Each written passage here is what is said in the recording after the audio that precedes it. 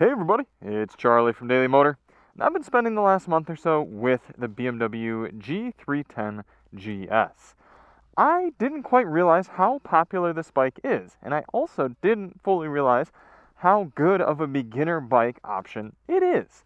Usually you see BMW, especially in the automotive world, and you think, okay, well that's not a beginner sort of vehicle. That's something that should be reserved for people looking to spend a good amount of money.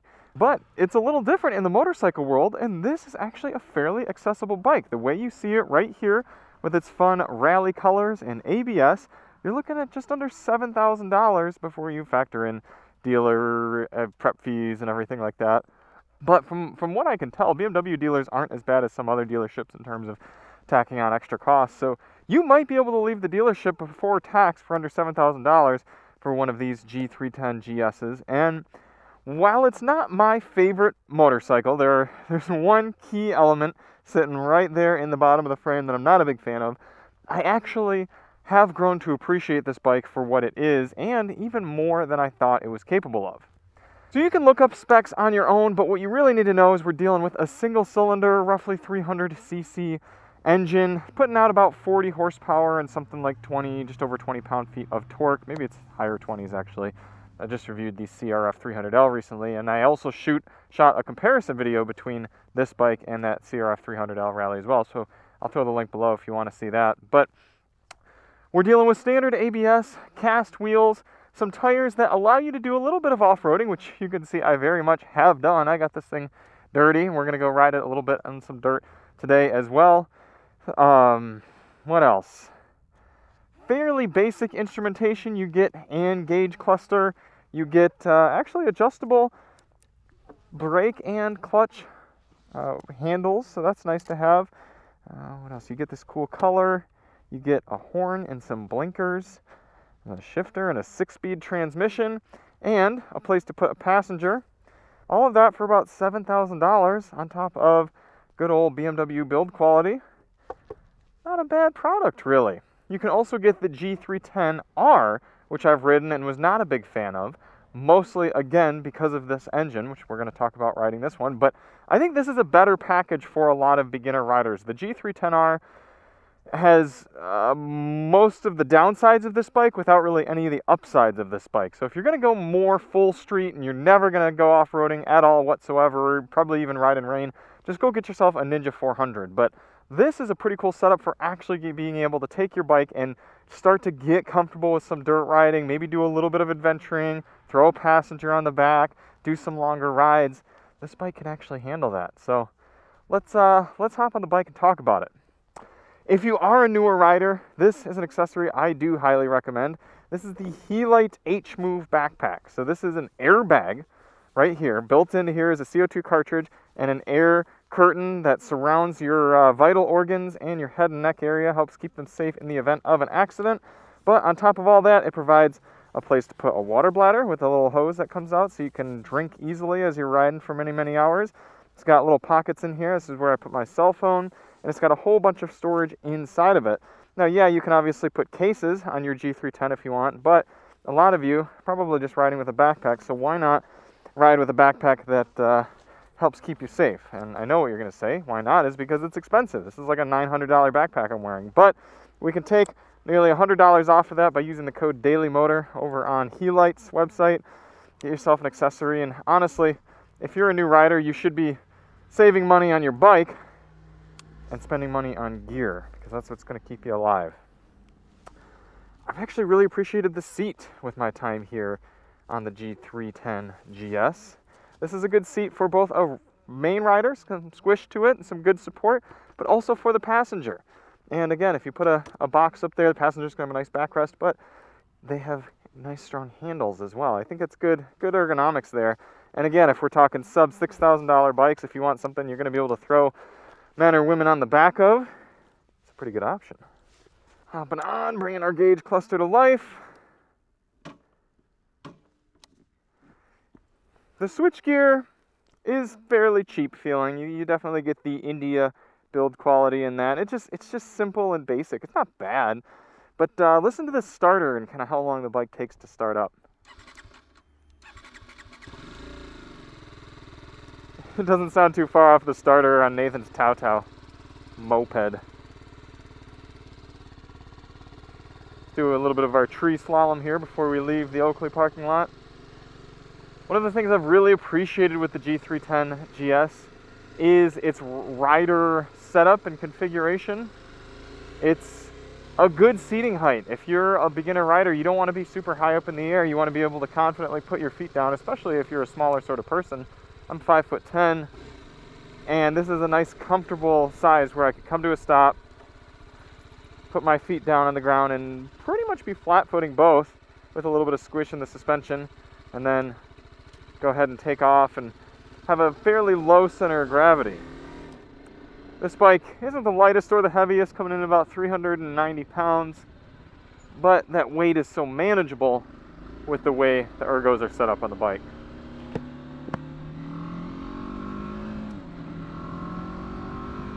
Unlike a lot of bikes at this price point, this BMW has ride-by-wire, so the throttle here on my right hand is not physically connected to the engine at all. There's no cable running through there, it's all an electric signal. And it's not a very advanced ride-by-wire, and I don't think there's drive modes on here or anything, or ride modes rather. But there's a perceptible delay between what my right hand does and the bike replying to me. It makes for some rough shifts when you're riding it aggressively. If you're more of an experienced rider, there's some frustration in the fueling on here. Not only that, but I've actually been able to get this bike to stall out multiple times, not intentionally, just by blipping the throttle at stoplights. So I'll try to replicate that here a few times. You'll see you just be idling, and then you'll give the throttle a nice aggressive blip, and the bike stalls on you. Speaking of stalling, I've stalled this bike more than probably any other bike ever. I don't know what it is to do with the fueling or the clutch engagement or what, but there's something about it just does not want to stay running on me at slower speeds. I have a lot of trouble with that. Alright, I've hinted at it a few times. Let's get it out of the way right now. I'm not a fan of this engine. You can have slow motorcycles and not powerful motorcycles that still have character and personality in their engine. This one ain't it, Chief. This engine purely provides forward motivation for this motorcycle, and that's it. There's no excitement in the power band, and it doesn't sound... it doesn't sound good. I'm just gonna say it. There's something to do with the noise that it makes. It's loud. It's remarkably loud. And there's just kind of a whininess to the intake noise that I have not gotten used to, and I really do not appreciate.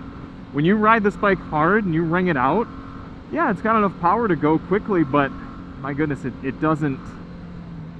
I don't enjoy listening to it scream. Now, from a power and efficiency standpoint, I think this engine makes total sense. The power levels are right. You can ride it on the highway, no problem. It gets up to speed, fine. But compared to other single-cylinder motorcycles and other kind of 40 and lower horsepower bikes, you can get some that have a lot of character and are rewarding to rev out or to twist the throttle. Not the case with this G310 motor. Back to the seating position. The bike puts you in a satisfying, engaged riding position where I've got the slightest bit of weight up on my wrists and my arms. My legs have a nice bend to them, and I'm feeling involved in the riding process. I can either really lean forward and get up on the front handlebars, or I can kind of lean back, have my arms extended, and still be comfortable. It's not a perfectly upright seating position like we had on the Honda CRF, but it's also not a sporty kind of sport bike down position. It's really not too far off of what you get on something like a Ninja 400. Again, if you're shifting quickly and you're quickly getting off the throttle, changing gear and getting right back on the throttle, there's a slight delay on when you're letting the throttle out and when the bike is actually providing fueling again. And it creates a jerkiness that I've still not gotten accustomed to. If you ride sort of lazy and kind of maybe more delayed like a newer rider would, then it's totally fine. You won't notice it. Oh, come on, dog. Really? Are you gonna let me go by? Are you gonna let me go by? You're a motorcycle dude, you're not gonna let me go by? Okay. Alright, great. How do you come up in a full-size truck up a sporty canyon road with a motorcycle plate and you don't voluntarily pull over into this pull-off to let a motorcycle go by?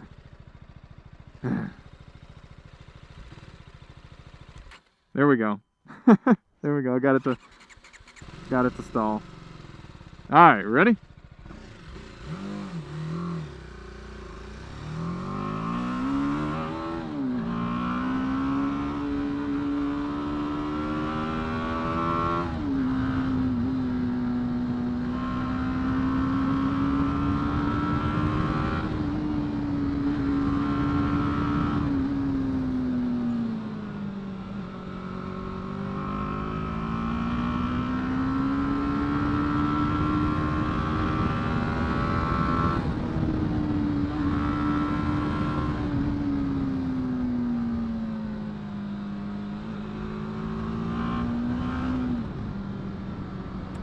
Now the G310R or something like a Ninja 400 is going to have grippier rubber that's more responsive on the road, but if you're a newer rider, you're going to benefit more from having these general tires that respond well in wet conditions and colder conditions, and maybe conditions that you didn't anticipate, and are gonna allow you to use your motorcycle more well-rounded than something like a street-only tire.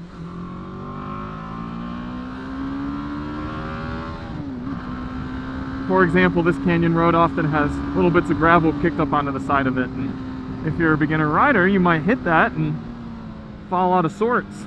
But these tires are going to do a better job at keeping you protected and handling that gravel than something like a slicker tire.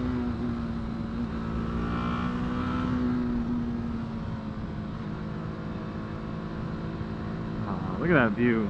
That's awesome.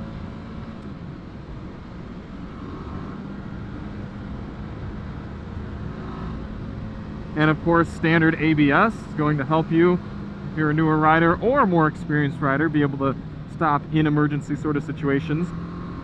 The best way to use a bike with ABS is to still try to threshold brake, but ABS saves you when you're in an emergency sort of situation and you're not thinking of how you should brake. You simply need to stop very quickly. Maybe something like this. I can grab the brake with a full hand and the bike's going to come to a stop. Very likely keep me upright rather than sliding the thing out from under me. One aspect I've really appreciated with the G310 GS is this windshield. It might not look like much, and it actually doesn't provide a whole lot of wind protection, but because it's so low, it puts smooth air onto my windshield, and the wind is hitting me, I'd say just upper chest right now, sitting at 5'10". What that means is riding at 60 miles per hour, I have smooth, clean air, and as long as you have a decent kind of helmet, that's going to be pretty quiet for you. Conversely, on a bike like that CRF 300L or the new V-Strom DE that I've got right now, the windshield sits higher and blasts dirty, buffeting air right at my windshield, which makes it really loud and makes it so if I'm going to ride for more than 10-15 minutes at 60 miles per hour, I want to have earplugs in. Hear that kind of thwap, that when I shift? There's like an eighth of a second delay between my shift and when the power comes back on. It's just not a very advanced sort of bike, and there are some smaller, lightweight, lower powered motorcycles that experienced riders can really get a lot out of and still have fun with. And the G310 GS has been very approachable, it's been very amicable, and very competent, but it's not rewarding for a more experienced rider to have in their stable. The gauge cluster tells you pretty basic info. You've got trip 1, trip 2, engine hours, fuel range, fuel economy average, a constant fuel economy readout, which I don't think is a very good idea to have on a bike because it's distracting, average speed, your date, that's kind of interesting, and an odometer, as well as a clock up on the top right. gear position indicator. I like having that. Some people will be like, oh, you don't need to have a gear indicator on a bike. You just should know what gear you're in. I disagree. It's such an easy piece of technology for a manufacturer to have in there. If you're an earlier rider, it's very convenient to know what gear you're in if you're coming up to a stoplight or coming down into a corner and you want to know maybe where you should downshift to. And oh, why not have it? Pretty boring tachometer too. I prefer having the tach on the top of the gauge cluster rather than the bottom, because it's just not quite as far down that you have to look at. But once you get riding a bike for a little while, you kind of learn to shift by ear, and since this G310 is so loud up in the higher rev ranges, you'll know when you're supposed to shift, and in fact you get a little light that pops up to tell you when you should be shifting. I didn't care much for this bike when I first hopped on it and rode it for my initial impressions ride, but it was when I first took it off-road that I started, I guess the bike kind of started to grow on me, because at the same time I had the Honda CRF 300L Rally, and that's essentially just a dirt bike with a little extra plastic and a street legal kit. But this is a bike with cast wheels and less aggressive tires and less ground clearance and less advanced suspension, but it was actually easier to ride in simple off-road situations like this than the Honda. And that's why I think this is a better bike for riders who are less experienced and are interested in dipping their foot into adventure sort of riding like this, but don't want to be spending big bucks and don't want to be getting on a big unwieldy sort of adventure bike. Even something like my V-Strom 650 that I very much enjoyed, that bike was much more of a chore to ride off-road and in dirt type situations than this. This is really easy to throw around. I've been really happy with it. Some washboarding right here, soaking things up well. Oh, yeah, see, this is pretty rough right here, and the suspension's firmer than something like that Honda, but it's a good amount of suspension damping for someone who's probably not going to adjust their suspension at all anyway, because they don't know what they're doing. Now, yeah, you're not going to have your easily switchable ABS functionality like you would on a big adventure bike or something like that, but again, I think someone who's newer to riding and less experienced shouldn't be turning their ABS off, even off-road. I mean, yeah, once they get more experienced and kind of learn what they're doing, they can save themselves from hairy situations by turning ABS off. But I would argue most kind of more beginner riders aren't going to be getting themselves in those sort of situations anyway. I've been impressed by these tires' ability to keep the bike upright and even allow me to get on the throttle and on the brakes a good bit without the bike totally being out of sorts. And you can kind of stand up. I mean, you can't stand fully. I've got to have a little bit of bend in my knees in order to comfortably reach the bars, but you can do it. Still easier than it would be on a Ninja 400. You can adventure. You can go out and get this thing dirty. You can go out and explore trails. You can experience more of the world of motorcycling on the G310 GS than you'd be able to on a lot of other bikes at this price point. Now, when you do get into these slower off-road sort of situations, there's not a whole bunch of grunt in the low end of the power band, so you've got to get good at feathering the clutch. Say this rocky section where I'm trying to be slow and careful. If I let out the clutch too quickly, it just stalls right out. So you got to be able to let it come back to life. And you just got to be really okay with slipping the clutch. But again, if you're a newer rider, that's a good skill to learn. Now, don't let people on the internet tell you, oh, you can't go off-road with cast wheels, you'll dent them. Yeah, if you're jumping this thing and hitting crazy rocks and big whoopers, yeah, there's a chance you bend a wheel, and obviously that's going to be expensive and inconvenient, and even worse, if you pop a tire, it's not going to be a good deal, a good day. But cast wheels are strong and can handle a lot more than keyboard warriors and Reddit R motorcycles would like you to think they can. I've ridden this thing fast and hard down some of these two-track type situations, and It's okay, trust me. It's gonna be fine. Try a little bit more of a slow climb here. See what we can do. Again, another one of the benefits of this over something like more of a traditional dual sport bike is the slow speed stuff. I can waddle if need be. I can put my feet down, or if the bike sort of slips out, I can catch it easier without going down. So in this situation, I'm going to use rear brake, start letting out the clutch, and giving it some throttle.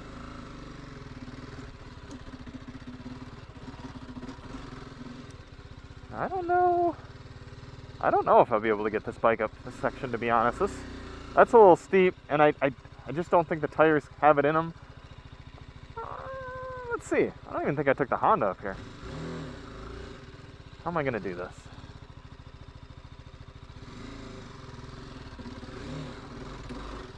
Alright, a little bit of momentum. That's how I'm going to do it. See? You'll learn stuff with the G310. And then downhill, of course. That's what I'm talking about. You could really just baby it down if need be. Nice low center of gravity. You'll learn a thing or two.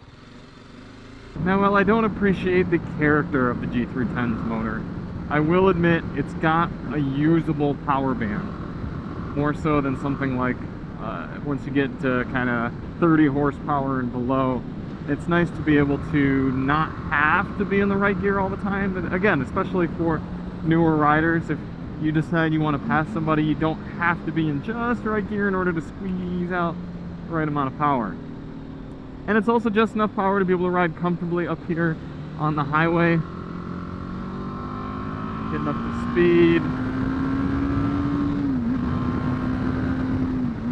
Here's 70 indicated. Doing just under 7,000 RPM.